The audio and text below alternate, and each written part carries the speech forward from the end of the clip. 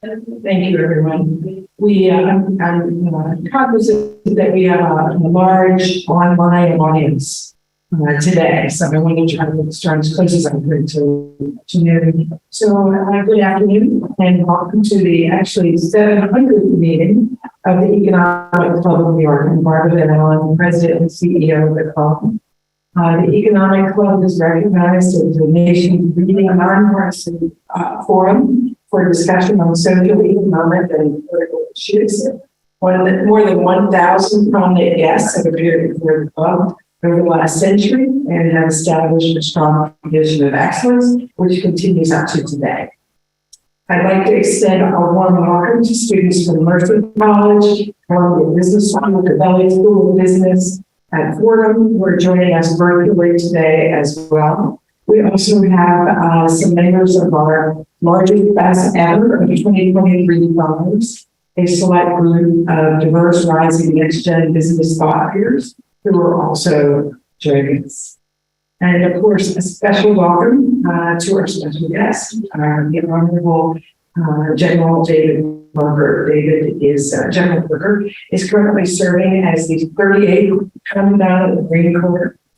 He has commanded at every level, to include deployment in support of Operation Secure Tomorrow in Haiti, Operation Iraq Freedom, and Operation Enduring Freedom. He's also served as Chief of Staff for the Coast Guard Force in Coast Guard, obviously, and more recently as the commander of all Marine forces in the Pacific. Along with a number of military schools, General Burger is a graduate of Tulane University and Johns Hopkins University School of Advanced International Studies. The format today will be a conversation, but first we'll have some opening remarks from the General. And we're delighted to welcome as our moderator, club trustee, and managing partner and co-founder of Recognize, Charles Phillips, doing the honors. As a reminder, this conversation is on the record, and we do have media on the line and in the room. General, if you're ready, the mic is yours, sir. First of all, thank you, ma'am, and for club for allowing me to join you. I got the rundown from Victoria about General Lilly's superior performance in the fall, which of course he came back on and made it sound even bigger than you made it sound. But that's what I would expect. Thanks for allowing me to spend time with you this afternoon. I get to travel to New York occasionally, and what I've learned over the several years is if you start off with a sports joke in New York, you could get a lot of applause, or you could get never invited back. So I'm not going to do a sports joke in New York. For those of you all who don't know the connection here, my biggest thanks goes actually to my Marine Corps friend, Charles. He and I started out in the Marine Corps in the same class in Quantico, Virginia. And the way that the Marine Corps does it is all Marine officers, regardless of what specialty, whatever you're going to do, all of them, each of them, goes to the basic school for 6.5 months in Quantico, Virginia. And he and I were in the same class. And then 30, 40 years later, we linked back up, so I'm really grateful. And that was 1981. And when we went to the basic school, to say that the world changed a little bit since 1981 would be a vast understatement. And I can say that because looking around the room, pretty much everybody here was alive in 1981, and most Marines were not. So it's really great to be in this room because you get what I'm talking about. I'm going to talk some about how much and how fast our military has changed from needs to change.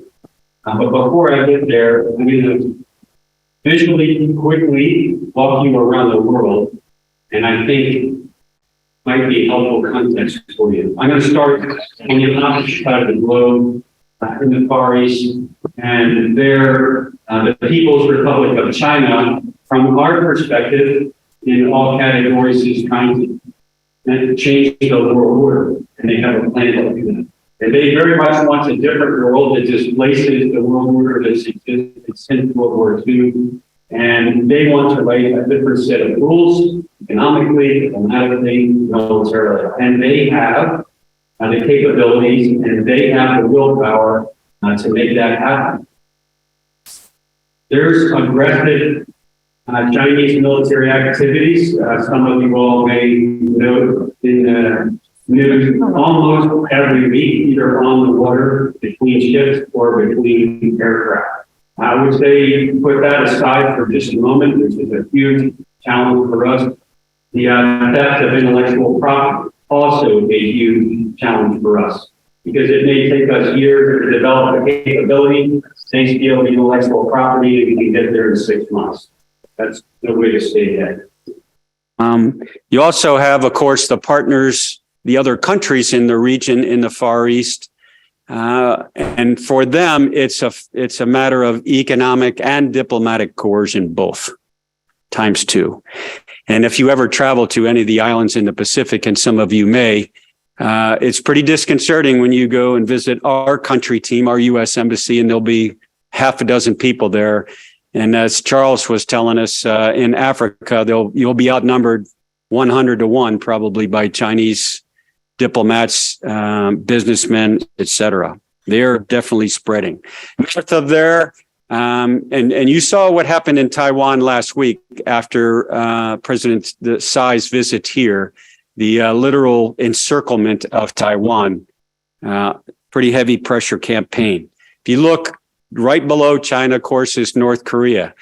2 weeks ago, they claimed to have demonstrated not just a nuclear weapons capability, but a subsurface one launched from a submarine. They are absolutely intent on disrupting the regional status quo, and a nuclear weapons capability is their lever to do that. If you look from there farther east, I'm going to take you into the Middle East. Here, Iran. Not a new challenge, but they are also on the march to develop their own nuclear weapons capability and an intercontinental missile delivery system that would allow them to reach way beyond the Middle East. Inside Iran, of course, there's violent protests within their own population and the cracking down of dissent and protests, which you and I are watching in real time. The Iranians' recent conversations 3 weeks ago with the Saudis, brokered by the Chinese, we should pay attention to that third part. That's an increasingly complex security environment in the Middle East. You look north of there, and of course, all eyes are on Ukraine and Russia's ongoing assault of the sovereignty has now settled into, over the past several months, a World War I style just grind of one force against another, where it's a matter of yards and feet. Add into that mix China's recent involvement and President Xi's involvement in trying to negotiate, or offering to negotiate, his 12 points peace plan. Now you can see the Chinese involvement in the Ukraine crisis at the same time. And that, of course, has NATO back on taking great attention to why is China now involved in Europe. You look south into the African continent, which Charles has traveled to recently, and we talked on the way up here. You have a whole cauldron of terrorism, poverty, climate change, and probably 3 or 4 or 5 other things that are endemic across the continent of Africa. And again, you see Chinese involvement in several countries from Djibouti to the East Coast down to South Africa. And this year, for the first time, you have the South African military participating with both China and Russia in military exercises. The African continent is a challenge. Across the Atlantic, you look into South America, a number of South American countries which are infested with anti-democratic movements, and they are spreading and they are taking hold in South America. And at the same time, you see China's involvement there in this hemisphere, building into Argentina, Venezuela, Bolivia, and now most recently, even in Central America in Honduras. So that's kind of the world environment. The threats are pervasive, but also the opportunities, I would say, are everywhere. And this is the good news. because around that whole landscape that I just walked you around the world, your Marines are around the world right now, operating across the globe. When we left Washington, D.C. this morning, we get a situation report that we review every day. And today, a little more than 33,000 of your Marines are forward deployed or forward stationed away from their families, doing what you want them to do. As of this morning, they're in 51 countries. Pretty amazing, around the world. They are all well trained. They are all well led. They are all very ready. And that's today. But today, the reason I'm here today is not just to focus on today, but what about tomorrow? I think any Marine that you talk to would tell you very proudly that we have been adjusting and adapting for more than 250 years, and we've become actually pretty good at it. However, the rate of change is accelerating. And I'm talking about change in the world environment, as I just kind of briefly talked you through, and also the rate of change in technology. So we, the Marine Corps, have to accelerate the pace, the rate at which we adapt in order to stay ahead. Now, that didn't happen. That didn't start with me when I got to become commandant. General Neller before me came to the same conclusion that we, as a service, the Marine Corps, is not organized, it's not manned, it's not trained, it's not equipped for the future. We're ready this afternoon, but not for the future. So when I came in, that's where I started, exactly where General Neller left off, that we were not manned, trained, and equipped for the future. But what is that future that we have to prepare for? That was the hard question. Really difficult to predict the future, of course, but Marines, as you know, are never back away from a challenge, have to be ready for anything. And we're the force, the 911 force, that gets the call when things are going bad, and in a matter of hours, either helping solve a crisis or avoiding one, making the other side think twice about taking one more step. So we had the National Defense Strategy, which is derived from our national security strategy. Pretty clear that we had to get ready for anything. And our conclusion was get ready for the worst case scenario. There's growing threats around the world, as I described. But the common thread you probably picked up on is one country is expanding into all continents, becoming a global challenge, and that is China. So they're not just expanding in the category that you're very familiar with economically. I would tell you absolutely yes, diplomatically, and expanding and strengthening militarily. And they're doing it fast. Our national defense strategy and our Secretary of Defense highlight China as our pacing challenge for the next 10 to 15 years. So what is pacing challenge? What does that mean? It means that they're closing in on us, that they see a gap. We have an advantage militarily. They're trying to close that gap. And pacing means we have to stay in front. That's the runner that you got to stay in front of. It means if we don't modernize now, if we don't make the changes now, we will not only lose our ability to deter, we're going to lose our advantage to win, to fight and win. So we took the worst case scenario, a fight with modern China, their military. And we looked 10 years out to see where will they be, where will technology be, down all the way to demographics, and tried to envision what kind of Marine Corps we would need 10 years into the future. And the logic behind 10, just to share it with you, is in the government, especially in the Department of Defense, there are cycles of budget and people.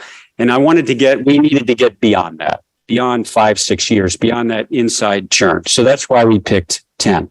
We didn't want to go too far because it's really starts getting fuzzy at 15 and 20 years. So we picked 10. And then here's the different part. If that's the Marine Corps we think we will need a decade out, we mapped it, we backplanned it back to today, not forward. We had to maintain an advantage, of course, over a pacing challenge and at the same time, be ready to respond to any crisis anywhere in the world, because that's what your Marine Corps does. And that meant we couldn't just get new capabilities, couldn't just sort of restructure our units. We were going to have to build a force that's capable of meeting challenges a decade out. And in order to do that, we're going to have to rethink how we recruit, how we train, how we educate, how we retain Marines. And if we didn't retain them, of course, we weren't going to get the return on investment. So retention, keeping Marines, re-enlisting them became very important. It meant we were going to have to do it without any budget increase. Important statement. And we're going to have to move faster than most people are comfortable moving. You all have seen this before in the corporate world. This is where leaders get uncomfortable making big decisions, sometimes unpopular. It also meant we had to learn fast, which meant we were going to experiment, try things rapidly. And we decided to use the Marine Corps as the world as our laboratory. We could have pulled one unit offline and designated it as an experimental unit. But we thought for speed and for learning, use real Marine units that are getting ready to deploy. And that's what we've done. We told them to go fast, not be afraid to try things, break things, learn quickly, run hard, fail early. And in just a few years, 3.5, 4 years, of course, you imagine we have learned a ton.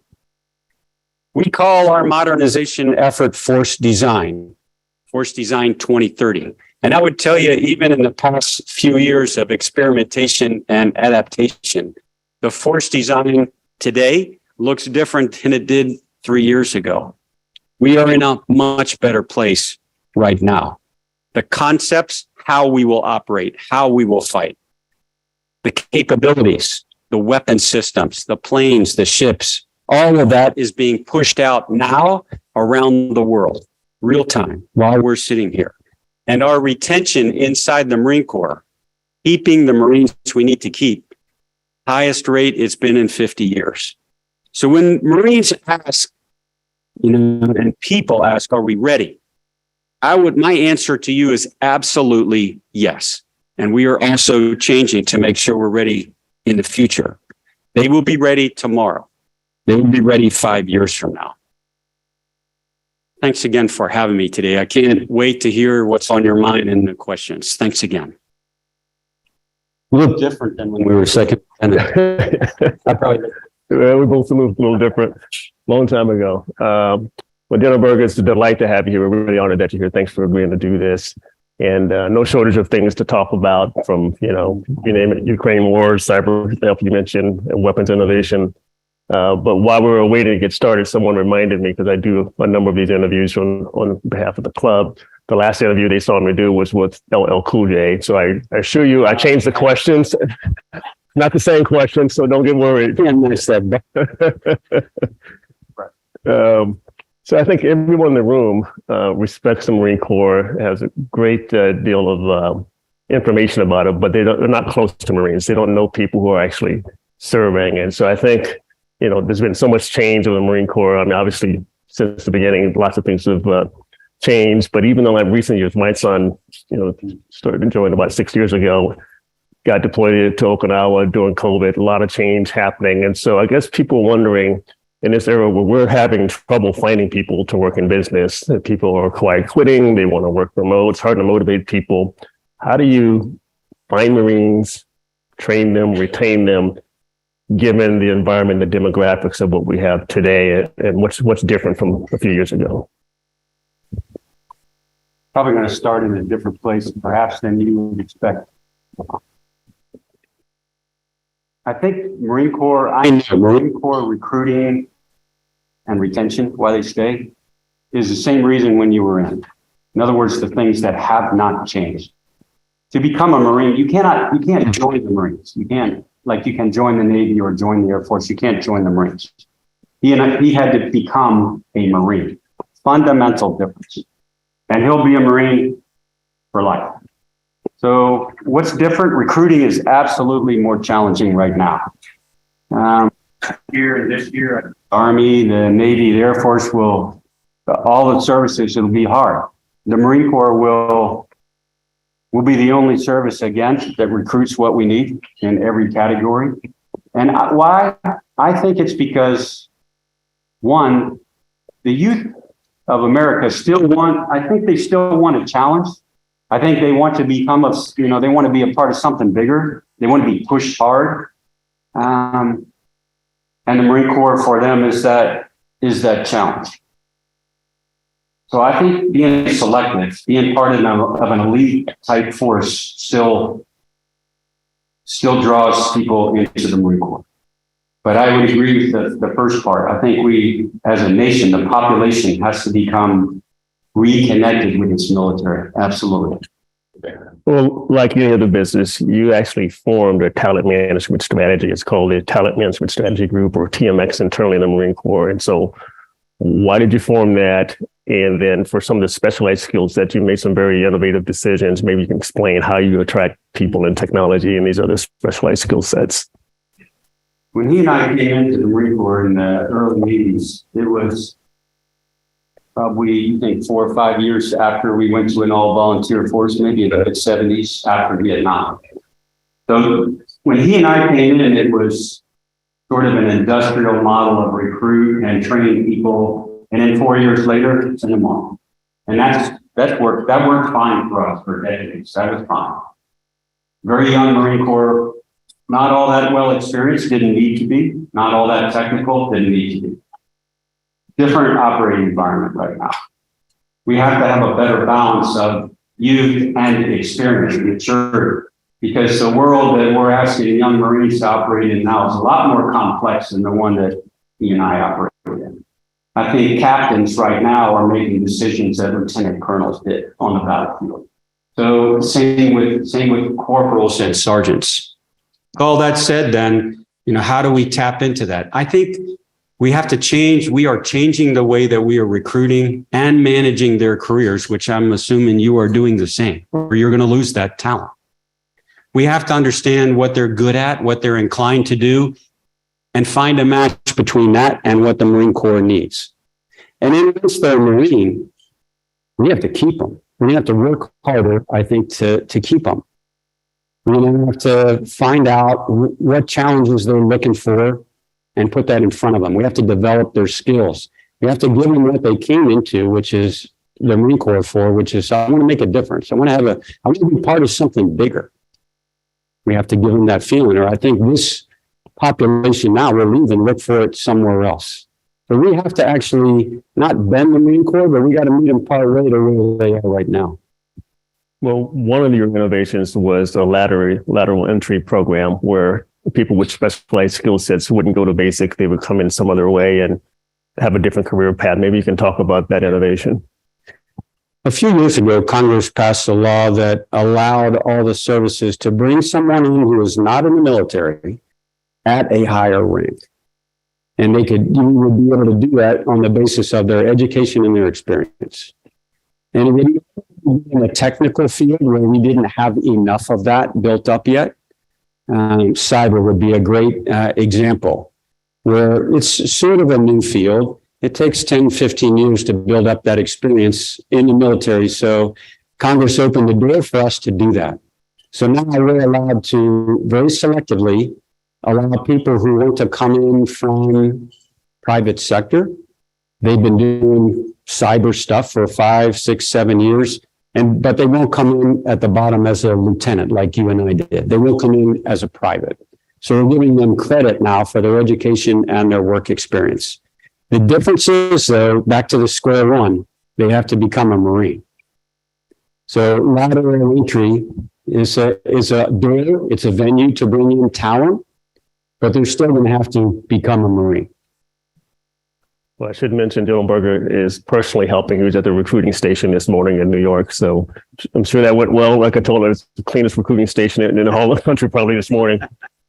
So let's move on to the Force Design 2030, because that's a major change in the thinking behind the Marine Corps and the things that we've done historically versus the programs that you put in place. So maybe you can set the context on, describe what it is and how you came to these specific changes, all the things you eliminated and bringing new things on. It's just a different way of thinking about the Marine Corps. We have a process in the military, the Marine Corps, like the other services, of each year, each budget cycle, we look at what capabilities we think we need to do our job. We fit it into the budget, and we do this every year, kind of refine the organization. Our conclusion was that annual process was falling behind. The world was moving too fast. So I think probably not unlike what you would do periodically, not every year, but episodically, if you sense that your organization is starting to fall behind and your normal processes are not going to match what you needed to, you take a step back, you look deeper, and you figure out what do we need to be in the future and what is our core capability? Core. What is it that makes us us? So that's what we did. That is force design. It's taking a step back, looking deeper into the future, figuring out what the nation needs of its Marine Corps, and then mapping it back to today. What's different? Speed. In order to get where we need to get to rapidly, the 1 year process wasn't going to work. So now back to use the Marine Corps as your laboratory. We are pushing capabilities out to the field to regular units who are breaking things, trying things at a really rapid pace. And then our challenge is to draw on what's working and what's not and feed it back into a cycle at a pace we're not used to doing. You also have to contend with, of course, people who think this is going too fast, it's too hectic, slow down, and they would like to just retard the modernizations, just decelerate that a bit. We can't do that because I think clear to us, clear to you probably, what you don't want is your Marine Corps, is your military that's behind. And then you go into a fight and that's how things go really badly. So we got to move quickly. But great part about all that, Marines are not bashful at all about learning. They're not bashful about breaking stuff. In fact, she has a cell phone in front of her. Most of y'all probably have one in your pocket. You have one there. In the meantime, when he and I grew up in it would take us 7 years to develop that phone. And then we would send a team down to a unit with 5 phones, and we would train some people on how to use the new phone. And then they would turn around and train the unit on how to use the new phone. And that would take about 3 weeks. Now, if we tried to do that, if he even tried to do that, we would bring that phone down to him, and they would, first of all, tell him, thanks, we don't need the instruction because we don't need it. And then we would go on YouTube and figure out how to use a phone in about like half an hour. And then after we left, they would take the phone apart illegally and put it back together, recode it, add a couple patches in there, and then when we showed up tomorrow for work, they would tell us, well, these 2 things that you thought it was going to do really great, but we found 3 other things that it really does awesome. So just give us all the phones. We're tired of your instruction. We have to field and develop equipment in a way different way. One last point about the technical skills. There's a nexus here between the technical skills that you highlight and war fighting. We need cyber experts, but it has to be connected to killing things. We need technical experts, but it's connected to what the nation needs Marines to do, kick in a door. So it's not technology for technology's sake. It's to do the business you need the Marine Corps to do. So we need the combination of a really bright mind and somebody who will go through, that wall this afternoon like it's nothing. We need that. That's what we're looking for. You kind of allude to that some people resisted the change. There's been some controversy, especially among retired generals, some in the press as well, about the changes you're making, because these were dramatic changes, moving 17 billion out of traditional things that we associate with Marines like tanks and artillery into new areas. And so how did you manage through that change? And the second kind of criticism was, well, it's all focused on China. What about if something happens in Europe or somewhere else? So can you address kind of how you're dealing with all that? One thing you learn when you become the commandant of the Marine Corps is every morning you get to read through for an hour and a half the most sensitive, classified information that the nation has. You get to travel around like I get to, like some of you all get to understand where technology is now and where it's going and what other corporations are capable of. All of that informs where the Marine Corps is going. And all of that will go away the day after I retire. So I think from my perspective, all the decisions that we are making in terms of making sure the Marine Corps is ready today and next week and 5 years from now are based on every bit of knowledge that we have about the enemies that the nation has, technology, the whole operating environment. We're informed by all of that and all of the experimentation. I think criticism is healthy. It tests our assumptions. But in the end, as long as what you're doing is pointing you in the right path and the Secretary of Defense and the President are comfortable with where the Marine Corps is headed, and we're very, very capable, we're all, I think, in a really good way. But the criticism, I think we pay attention to, we listen to, but we're informed by what Marines experiment with, what actually works, what we're seeing in Ukraine and elsewhere around the world. That's what's driving us. You had an exercise recently at 29 Palms with the 3rd Marine Littoral Regiment, which is kind of an example of this, designed to fight on islands, somewhat independent and kind of different way of thinking, very mobile. Yeah. How did that exercise go? And are there any other proof points that the redesign that you initiated, it's working? The exercise, the training exercise he's talking about is up in the desert in California. It's a big training area, really big. And the ultimate training, if you're a Marine, is your force fighting against another Marine force. Free play, no script. Both of you have credible capabilities. And for 2 weeks, you just go at it after each other. And you don't know what their game plan is and they don't know what yours is. So our first Littoral Regiment that Charles is talking about that's in Hawaii went to the desert, went to 29 Palms, California for their exercise. And they fought against another regiment for 2 weeks. And for the first week, it was a struggle because they had a whole bunch of different new capabilities and they were testing things out. And you could just see it was going to take a little while to get their feet under them. And then once they got their momentum, everything was hitting on all cylinders, they could do things that the other regiment could not counter at all.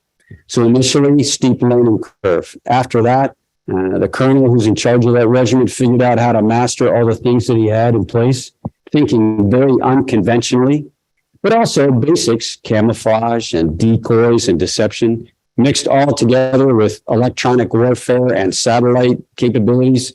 He really could run circles around the conventional regiment because he was not going to take them on head on head. He looked for weaknesses and found them. So we all have to lead changes in our businesses, and it's a cultural issue to getting people to accept these new things. And so how did the rank and file Marines respond to a very different Marine Corps when you first came up with this idea? Are they bought in? Are the young officers bought in? Just kind of what state are we at right now? I think the way you captured it is probably dead on accurate. A stratus, a spectrum from youngest who didn't grow up for 30 years in a way of manning and training and equipping. They're embracing it right away. They can see that the old think is not going to work, and they're ready to try anything. They're really energetic. The more senior you got, the more, well, maybe we should think about this, maybe we should slow down. Well, 4 years into it, I would say I am very comfortable with all levels of leadership in the Marine Corps, knowing we got to move pretty quickly, but under control. And as long as we're constantly learning and adapting and every iteration feeding it back into the Marine Corps, we're in a great place. I think initially, yes, some doubters at the top. And that's probably understandable, and I would imagine in any organization. Yeah. This was the organization that got them to become a general, if you follow me. Yeah. And then I'm saying we got to make some changes. When we started, we'd be on the radio all the time talking to a commander multiple times a day. As we're seeing in Ukraine, doing that or using your cell phone, you can't afford to do that. You can get located and eliminated pretty quickly. So how do you coordinate across this vast set of units when the communication is so different now? A couple of things. First, there are technical capabilities that we can't talk about today that do help, without a doubt. The biggest thing you can do is, and it's the strength of the Marine Corps, is discipline. We're used to carrying that phone with us all day, every day. Every Marine has got one in his cargo pocket. The discipline part comes in, no phones go to the field. When we're training or operating, no cell phones, period. So it's got to fall back on the individual and unit discipline that those things will get our unit located. That's not good. Can't turn them on, can't take them with us. So to answer your question, so how do you operate? This is the crux of becoming a Marine. Marine leadership is based not on micromanagement, not on prescriptive sort of guidance, but on, I need you to accomplish this. Figure out how to do it. Come back and ask me if you need something, otherwise go, execute. And that's why, the reason why is as important as the how. The reason why is in combat, in a conflict, there's a huge advantage to whichever side can see an opportunity and immediately take initiative. The one who hesitates, the one who calls their headquarters, is going to be outcycled. So we breed our leaders to take the initiative. You don't need detailed guidance. What is it broadly you want me to accomplish? Go. And that's how we generate tempo. That's great. Let's hit some other hot spots around the world. You mentioned China some. They've gotten obviously more aggressive, the spy balloons and Chinese Navy's building up. We're all kind of concerned, and there's been, I guess, the assumption of by 2027, Xi has told people to be ready to invade Taiwan. Doesn't mean they will, but it's a convenient time frame. That's end of his second term or third term by then, Right. And that's the 100th anniversary of PLA. So it seems like a unusual time frame, and that might be in his head. How are we preparing for that? And everybody's worried about it. They want to hear that we have this under control in some way. So we'd love to just hear you talking about Taiwan and the Marines. Yeah, I think probably a couple of time frames to keep in mind. 2027, certainly some people have read about and written about as a time frame when Xi wants his military to be at a certain level of capability. But whether you use that, what you do with it, that's a whole nother issue. But he wants them to be up to this level of capability. And his next timeline is 2049. So with that in mind, what does that mean for us and Taiwan? Well, first of all, success, your strategy, your national strategy, success is no war, right? Deter it, prevent it from happening. And that means, for deterrence to work, you got to have a very credible capability. They have to believe that you will use it. And you have to message that. You have to communicate that to them. So I think the work that we're doing with Taiwan, overtly and quietly, is one, to make them the strongest defense they can themselves. Make yourselves hard. Make it difficult. Make China think really hard about coming across those straits. And second is to help them militarily where they need it in developing their capabilities and their techniques and their systems, all of that. That's the U.S. military's job. Help them. In that regard, I think the third part, I think, is really impactful, although maybe not as apparent to most, is the collection of allies and partners stitched together makes it a different piece of canvas than if it's Taiwan versus China.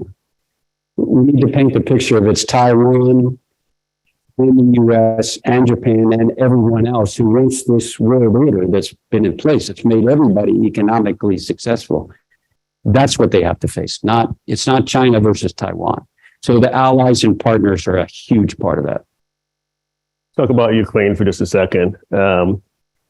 The innovation coming out of this war, maybe it's the first digital war. And as you know, my firm owns software engineering company with 3,500 engineers in Ukraine. So we've gotten a lot of information back and just watching them. Some of them have joined the military.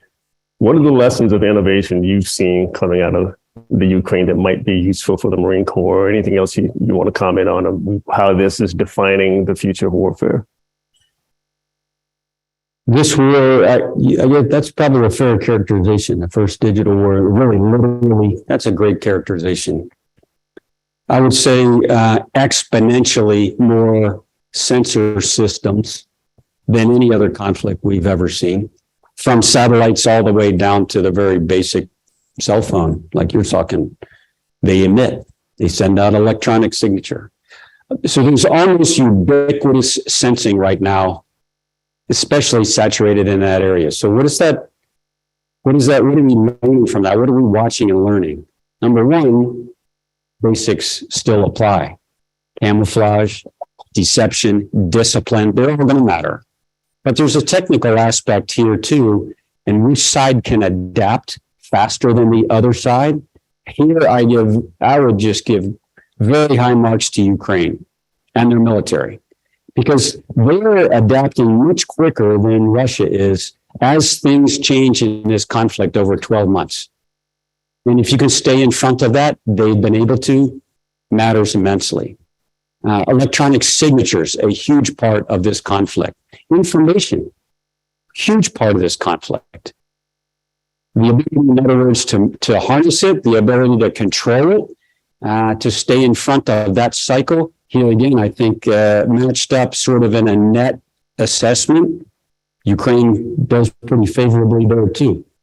They have basically gotten most of the world on their side and kept them there, and their own people.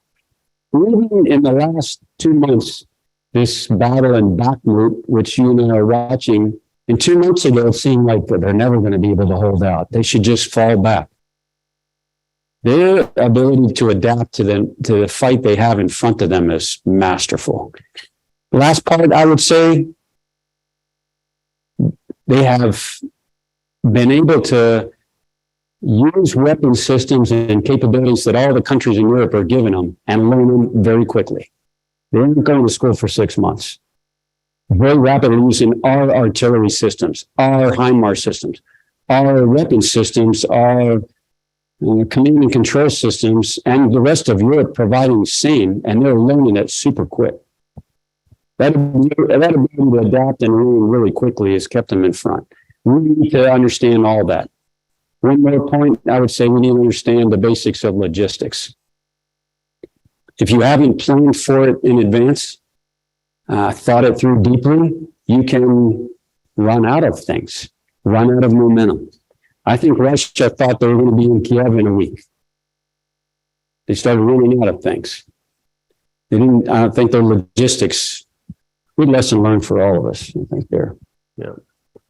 I think a lot of us probably didn't spend a lot of time thinking about NATO until recently. Yeah. And now it's important again. I know Ukraine's been trying to get in for a long time and demanding to get in. But what about Finland? That doubled the border with Russia by adding Finland. Does that change the calculus? Any way we should be thinking about that? Anything different, since that happened? In other words, what's the implication of them joining? 2 or 3 years ago, you could have filled this room with people who said NATO is old, it's a tired thing, it's not really reliable anymore, it's a leftover from World War II. Not anymore. Now it's the team to be on. Like, sign me up, get me into NATO, fast. Finland and Sweden, fascinating, I think, studies here. Fiercely independent from NATO, outside of NATO, since its origination, for 60, 70 years. And then next door, Russia invades a neighbor immediately, like, where's it? Give me the sheet. I want to sign up now. I think it restores some people's faith in what alliances mean. That alliance is strong. Article 5 is a pretty big lever to pull. Well, I think, what does it all mean? I think a rejuvenation of NATO, number one, as a organization. Number two, real leadership still matters. If the U.S. hadn't stepped in and done what it did in the first, I don't know, 72, 96 hours, week. I'm not sure another country, I'm trying to think of another country who could have wrangled together quickly NATO to respond rapidly and get everybody on board. Real leadership for the United States really does matter. Even in today's world, it matters huge. And I don't know of another country who could have come even close to that. It's the US's role internationally, globally matters. I'm going to ask a question about innovation and technology, then we'll open it up for questions on the floor. But DOD spent about $1.1 billion last year, at least on unclassified AI technologies. I've met with Hadi Shayu, who is the kind of Undersecretary of Defense for Research and Innovation, as part of being on the Defense Innovation Board. She's identified the right areas, 14 areas to invest in. It sounds like a lot of investment is going in, but is anything coming out that a Marine would see in a fast enough time frame that you would see or care about? And do you have the ability to impact that? If not, what are the reforms needed to make sure that as we're spending the money, that it results in innovation that someone can use quickly? Here, I'm probably maybe in a different place than some of my peers. I am impatient. We're not, it's not getting out to the field fast enough. Now, there's another train of thought that thinks, don't go too fast. We have to prove things before we fully field them. I'm like, this is moving way too fast for that. We got to get on a more accelerated ramp than we're on right now. I grew up in a kind of a linear world of progression. This is not a linear world of progression right now. This is more like Moore's law curve. We have to get it to the field faster. What's slowing us down? One, our acquisition process. Two, moving it up with weapon systems immediately gets everybody nervous in the room about authorities. And where's the human in the loop? And then we take 7 steps back instead of 1/2 a step forward. Now, I'm being a little bit self-critical, but I think we need to embrace it and move as quickly as we can. And here, I think Heidi she knows the area. She's laid them out. We have to embrace them. There's going to be some missteps in this fielding, and we should be okay with that. I think one other part probably that has some folks in the military kind of a bit anxious is the marriage of artificial intelligence and autonomy. But we already are pretty far down that path now with weapon systems we have now. So this isn't beyond the thinkable. Well, I would like us to go faster, not reckless, but to go faster.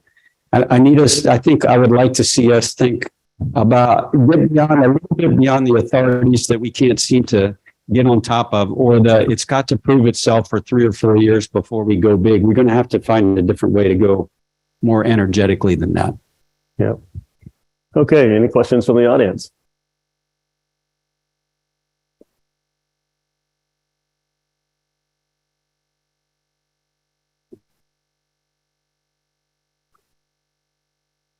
Hi, General. Thank you, first of all, for your service and the service of the Marine Corps, keeping us all safe and flying overseas. So thank you. You were talking earlier about China, kind of from your vantage point, preparing warfighters for different scenarios. There's another scenario outside of the military, which is economic warfare. How would you say that you and other military leaders are partnering with other leaders in Washington to think about how the two really fit together? Yeah, where that comes together is in a couple of places. I would say really in Washington, D.C., the initial thinking of it. Really, the application comes in the country team, in the embassy, ambassadors, staff. In any country around the world, we will go in and first and foremost understand what the ambassador is trying to accomplish there. And I would agree. In most cases, we're not the lead. It's a legal or a diplomatic or an economic lead, and we are a kind of a supporting cast to that. What we do is what other people can't, other parts of our government can't, but I think we're very comfortable figuring out how can we support this competition, this economic competition. How does the military fit into that? All the while, with a one caveat, is sort of like boxing or wrestling. You never want to get out of position, ever. Because if the adversary, if the other side moves quickly and you're and you're in a bad posture, it's going to be hard, really hard, just to survive. So we have to be postured all the time so that we can respond quickly if there's a crisis. I would agree with you, especially in certain parts of the world. You were covering during his recent trips. It was all about economic leverage, all about economic coercion. We should, senior military leaders should do our best to study that, to understand that, and to figure out how our part fits into the bigger scheme. We're not always the lead. Most of the time, we should not be the lead. But we have to figure out what's our role, our complementary role. And here, I fall back on the ambassador and the country team. Listen to the way they're describing the problem, because it's local, right? Solutions are going to be local. Any others? Well, let me ask you about one last one.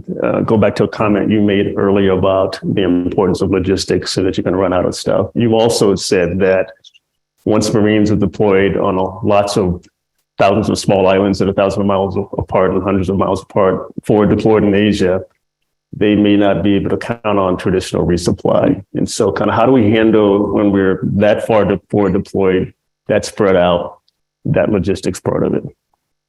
Yeah, here's the major shift from not the last 20 years, but I would say from 2003 all the way to the conclusion of the Afghanistan conflict, where you operated from fixed locations. Most of the stuff was trucked or flown into you, water, food, supplies, on a regular cycle. And no one was significantly threatening that sort of, we call it a supply chain, a resupply chain. On the roads and convoys and all, you'd have to take measures, but largely we could protect our supply chains. We're assuming that in a higher end competition, that every one of those supply chains will be challenged. So what's the difference? If he's my commander and he sends me off to do a mission in a part of the world, going into the future, if it's a really high end kind of contested environment, I'm going to find my own water. We're going to find our own food. We're going to fix our machinery, our equipment forward ourselves organically. We're going to have our own medical communications, everything that we need to the largest extent possible. We're going to forage, basically. The only thing I'm going to do from here is ammunition, flying ammo. Everything else, we have to be self-sustaining. So part of it is training how to do that. Part of it is changing how we do contracting. But it's actually back full circle to where the Marine Corps used to be a long time ago. Self-contained, go into a problem, don't need a lot, but we can handle it. We're just coming back to where we once were. Spoken like a true Marine. So, General Berger, thanks so much. This has been informative, and we all appreciate what you do for the country. So just thank you for everything. He brought it up. We came here from the recruiting station in New York. I'll tell you what, if you ever get frustrated reading the journal or reading the headlines or whatever, and you're lying awake at night going, this place looks like a basket case. Go down, find recruiting station Empire State and walk in there. Because you'll be surrounded by Marines and other people who want to become Marines. Your country's in good shape. Your military is in great shape. And they are bringing in high school students and college students who want to defend this nation. So put into context all the bad news that you and I hear every day, all day long. At the end of the day, there's sergeants and corporals and lieutenants and every rank across your whole military. You're in a really good place. The U.S. military is in a very, very good place. We just need to keep it there, that's all. That's super. Thank you.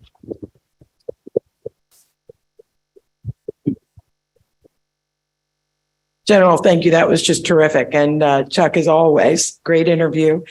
We really appreciated having both of you with us today. And I think we all feel a little more reassured, frankly, than before we came in the room. I just want to give everybody a quick update. Tomorrow we have a webinar at 12:15 with two men who need no introduction.